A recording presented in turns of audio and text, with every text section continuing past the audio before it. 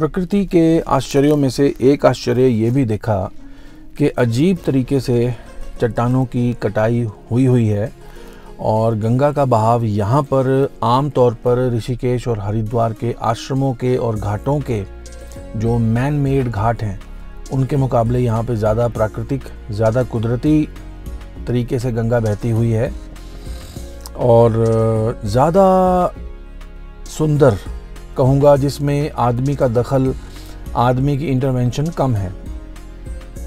ये एक लोहे का पुल है जो ऋषिकेश से बद्रीनाथ जाते हुए रास्ते में आता है और ख़ास तौर पर ये चट्टान, आप शायद अंदाज़ा ना लगा पाएँ, इस चट्टान की ऊंचाई 6.5 फुट थी और ये जो जगह है अपने आप में एक अजब इसकी दास्तां मुझे लगती है कि कोई ख़ास यहाँ पे तरीके से किस तरह से ये बहाव पानी का हुआ होगा कि ज़्यादा से ज़्यादा चट्टानों को इसने इस तरीके से काट दिया है।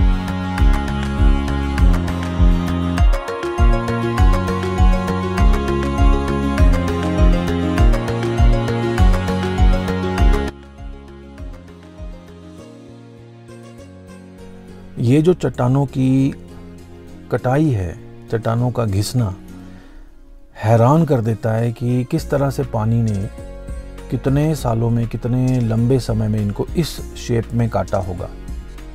ख़ास तौर पे ये लंबाई में अजीब तरीके से काट दिया है और एक बहुत बड़ा पेड़ यहाँ पे आके गिरा पड़ा है। काफ़ी दूर से ये कुछ ऐसा यहाँ तक पानी आया होगा, यानी कि ये पेड़ यहाँ का तो नहीं होगा, चट्टानों में इतना बड़ा पेड़ उगता नहीं, यानी कि दूर से कहीं से ये बह के आ गया।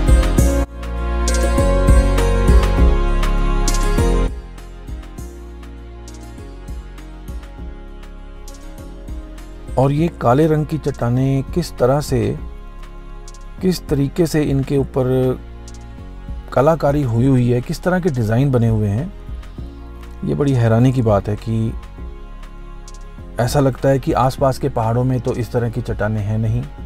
आसपास का पहाड़ तो छोटे पत्थरों का, बजरी का पहाड़ है, जैसे मिट्टी का पहाड़ है। ये चट्टानें बाढ़ के साथ आई हैं या 2012-13 में जो केदारनाथ की आपदा बनी थी उसमें आई हों, और ये पत्थर ना मालूम कब से यहाँ होंगे।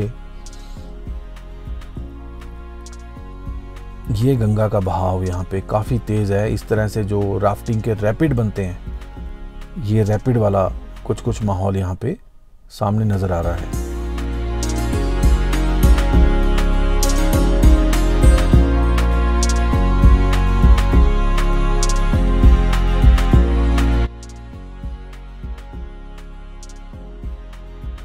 और हम क्या मुकाबला करेंगे कुदरत की कारीगरियों का।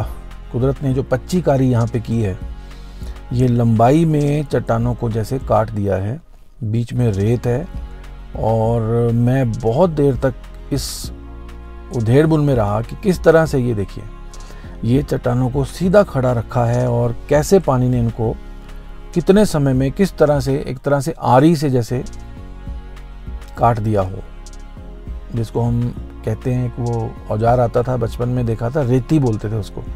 रेती किसी चीज़ को घिसने के काम आती थी। रेती इतनी मजबूत चीज़ थी कि वो लोहे को भी घिस सकती थी। तो ऐसे ही हो सकता है इस रेत के घिसने से ये नाम पड़ा हो।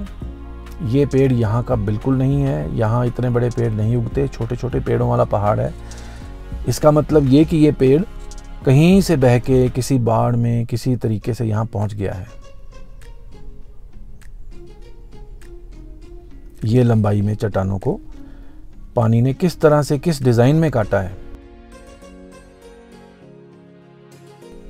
इस एक शिला की ऊंचाई जब मैंने पास खड़े होकर देखा तो 6.5 से 7 फुट, किसी जगह 6.5, किसी जगह 7 फुट की इसकी ऊंचाई थी और बीच में ये दूर से कहीं बह के आए हुए पत्थर अटके हुए हैं, ऐसे जैसे किसी ने उठा के यहाँ फेंक दिए हों।